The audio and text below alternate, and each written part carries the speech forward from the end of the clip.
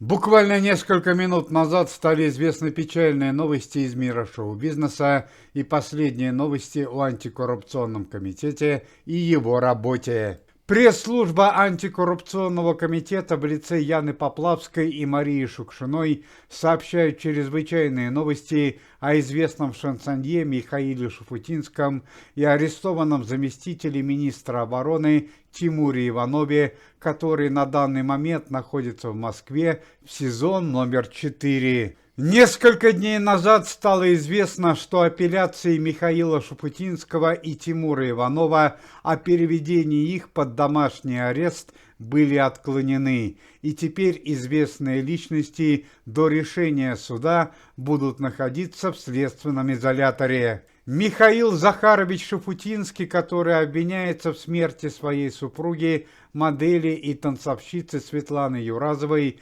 предстанет перед судом 1 августа, а заместитель министра обороны, арестованный за получение денежной взятки в особо крупном размере, услышит свой приговор 23 июня текущего года. Ну а несколько дней назад стало известно о самом главном испытании Михаила Шуфутинского и Тимура Иванова до решения суда. Известных личностей в связи с тем, что в следственном изоляторе напряженная ситуация со свободными помещениями, поместили в общую камеру. Тимур Иванов уже находился в общей камере вместе с Тарзаном Сергеем Глушко, мужем Натальи Королевой, что привело к печальным последствиям. Однако теперь Михаил Захарович и заместитель министра обороны оказались в камере с криминальными авторитетами. Кикбоксер и бывший директор московского рынка Денис Комаров, криминальный авторитет Казани Саха Казанский и король бизнеса Сочи Каргас Сочинский. Зрители с большим стажем могут помнить данных криминальных авторитетов еще по истории с сыном Натальи Королевой Архипом Глушко. Архип Глушко, находясь в следственном изоляторе, также находился в одной камере с данными авторитетами.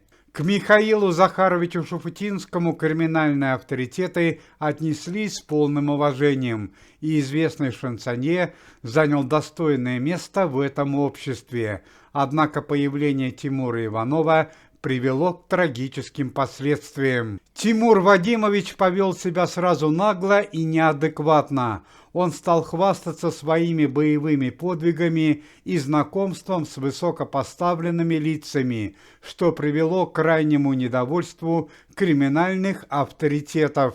В итоге криминальные авторитеты поймали на вранье Тимура Иванова, что недопустимо в подобном обществе, и жестко наказали опального замминистра. Отныне благополучный Тимур Вадимович Иванов превратился просто в Тимашу. Такое прозвище ему дали сокамерники. Теперь бывший министр спит в петушином углу, стирает белье своим арестантам и моет полы в камере. По словам администрации СИЗО, арестованный заместитель министра обороны оказался психологически слабым человеком и не смог постоять за себя в камере СИЗО.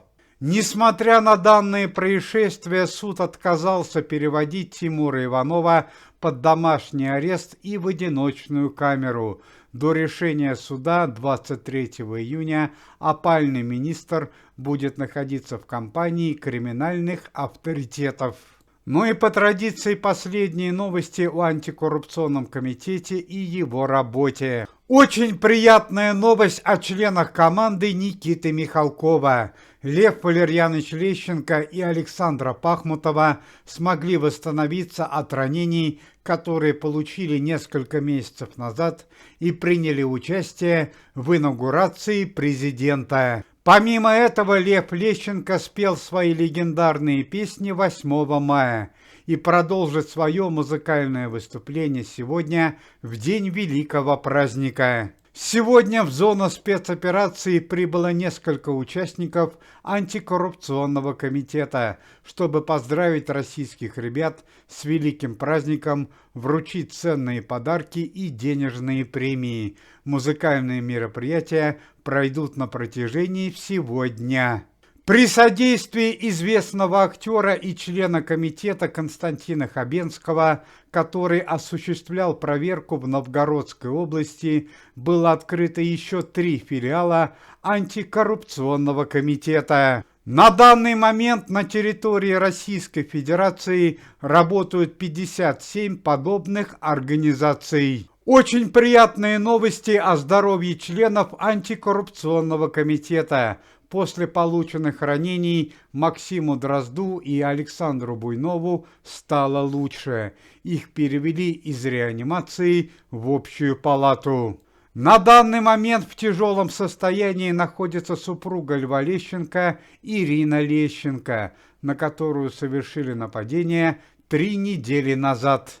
Уважаемые зрители, если вы желаете выздоровления членам комитета и поддерживаете их деятельность, то можете поставить лайк под видео и написать поддерживающий комментарий.